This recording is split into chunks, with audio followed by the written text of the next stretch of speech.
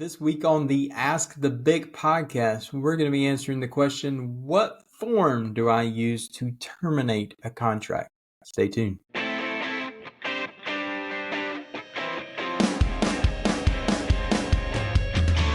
You're listening to the Ask the Bic podcast, where you'll hear answers to the most frequently asked questions from North Carolina real estate brokers. Submit your questions via email to askthebic@gmail.com. That's askthebic@gmail.com.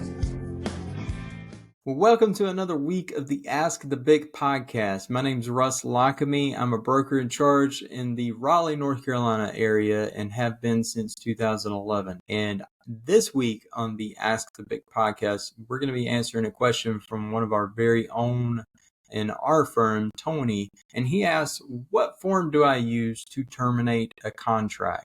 First of all, Tony, I just want to recognize that this sucks.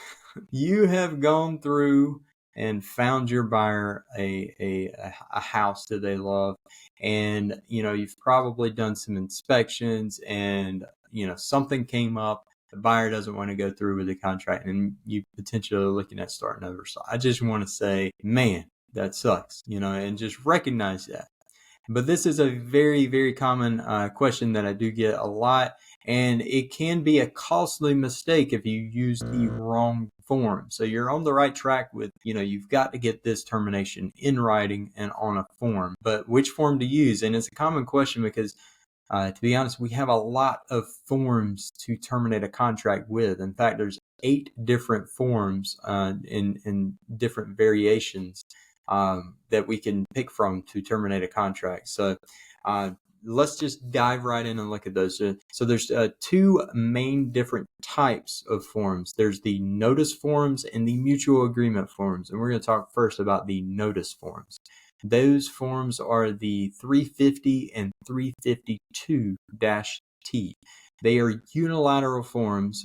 So it's a notice from the buyer to the seller, or a notice from the seller to the buyer of a decision to unilaterally terminate the contract. And there's a bunch of different checkbox items that you can choose as the reason for termination.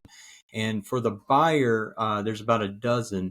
And most commonly used is something like, during the due diligence period, the right of the buyer to terminate during the due diligence, or they never received disclosures, a bunch of other ones as well. But that's kind of the 2 that we see a lot with, the during the due diligence probably winning out. On the seller side, there's about half as many, probably about 6.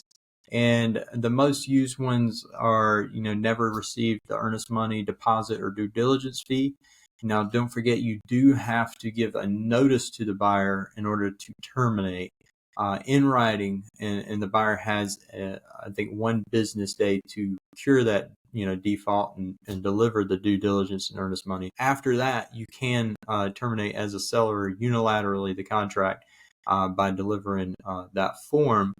And that's one of the common reasons that sellers unilaterally terminate. So that's one of the checkbox items. Another one is the delay in settlement. So if we get beyond the number of extension days and buyer still hasn't closed, seller can use this form to unilaterally terminate the contract. You still do need a counterparty signature in order to receive release the earnest money.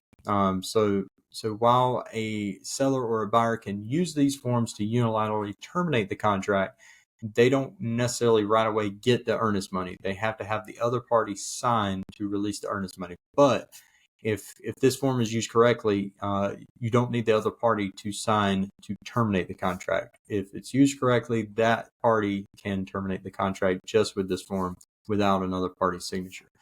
Now, one caution, there has been a new check box in both forms for the buyer and seller to unilaterally terminate the contract without reason, and specifically with the buyer one after the due diligence period.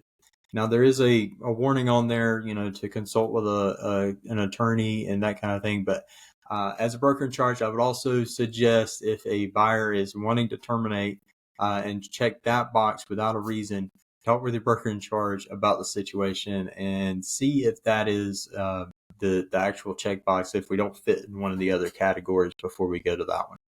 The second type of form, so that's the notice forms. The second type is the mutual agreement form. So that's your 390 and 391-T forms. And with those, both signatures from both parties, both the buyer and the seller, have to sign that one to effectively terminate the contract. And this is where it can be that costly mistake, because I've seen buyer's agents use this form to terminate for their buyer during the due diligence period instead of using the unilateral form. And it's important to note that this form has to be signed by both parties in order to terminate the contract.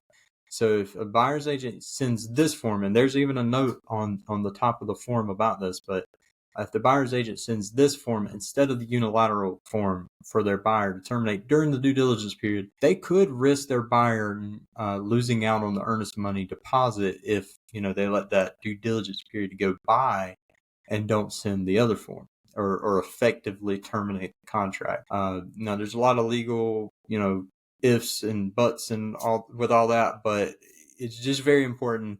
If you're in the due diligence period with a buyer, use the unilateral form. There's no question then your buyer has terminated the contract. There is a question if you use the mutual agreement form. But this is a good form, again, after due diligence period for a buyer and seller to terminate the contract. There's basically two variations to this form. It's with the release of the earnest money deposit and without the release of the earnest money deposit. The 391-T is without the release. So if the buyer and seller can agree for how the deposit is going to be released, but they both want to terminate the contract, they'll sign this form and continue on arguing about the earnest money deposit. If they do agree with how the earnest money deposit is to be released, they can use the 390-T form to both sign and release the earnest money. There's a line for how it's supposed to be released, whether you're releasing it to the seller or you're refunding it back to the buyer. And there's also a line on there for other amounts. So if the seller was in breach of contract, buyer wants to terminate, but they're like, hey, seller, you caused me to spend $500 on an inspection when you knew the roof was caving in and you lied on the property disclosure, or something like that goes on.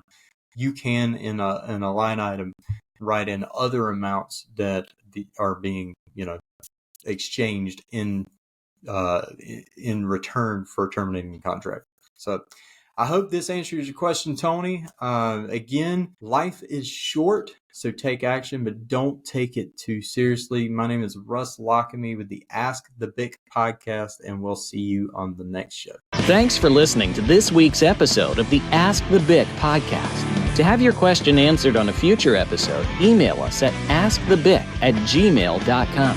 That's askthebic@gmail.com.